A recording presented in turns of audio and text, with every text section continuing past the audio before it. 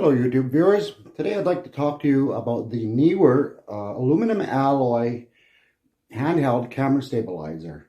I purchased this on Amazon for I think it was $67 Canadian, so probably about 50 bucks US.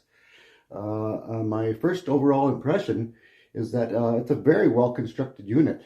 There's no plastic on it at all. I mean, there's a little rubber grip here, and there's some rubber pieces right here, to support the camera. But other than that, this is all aluminum. It's very well constructed. This particular unit comes with some counterweights. With this heavy camera setup that I've got on it, my Nikon has the extended battery, so it's quite heavy. I've only needed 2 of the smaller weights. It also comes with another set of weights here. You get 6 weights in total, so everything you need. One thing I was really impressed with, that even the hold down thumb screws here are made out of aluminum and not plastic. So it's got the rubber feet on the bottom if you want to set it on your table. And the biggest challenge I found with this rig was getting it balanced, not being used to it, never having tried a handheld stabilizer before. I found that it really helped to bring the weights in towards the center shaft here a little bit. And once I did get it balanced, I just put some little marks on here with a pencil crayon, like pencil crayon. And as you can see, it holds the camera really stable. And you can do maneuvers like I'll just step back out of the shot here for a moment, and you can see very well balanced. Once you've got it balanced and put a couple marks on it with your white pencil crayon or a piece of chalk or something like that, then it's really easy to get your repositioning back. If you want to flip it upside down for some low shots, you can do that. What I did for the balance, you can see here just how easy it really is. And we bring it down to the other mark that we've placed here. There's our mark. We tighten that up with the little aluminum thumb screw. And now we're set for doing low shots, and again, it's very, very nicely balanced. Nothing to it, nothing to it. Okay, we'll put that back where it was. Slide that back up to our other mark. And there we go. Now we're ready for upright mode again. One of the most important things about making it work so that it doesn't wobble all over, I found, was doing your counterbalance like such, so it takes approximately 2 seconds or so to fall, maybe even 1.5. So that's 1, 2 seconds.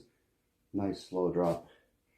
And that seems to have worked for me. So, like I say again, it's very stable.